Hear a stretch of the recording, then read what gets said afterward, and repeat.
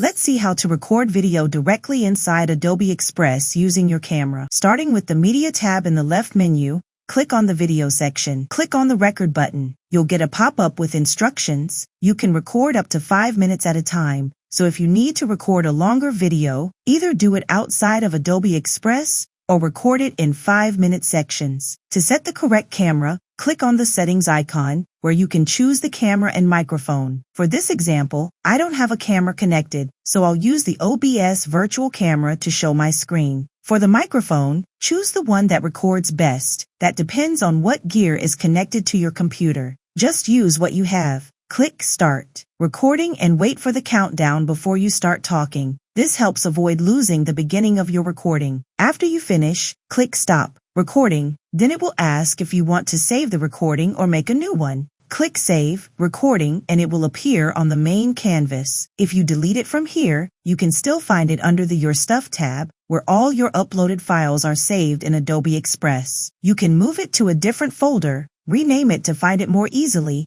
or delete it completely from there. Watch this video next, like and subscribe, and I will see you next time.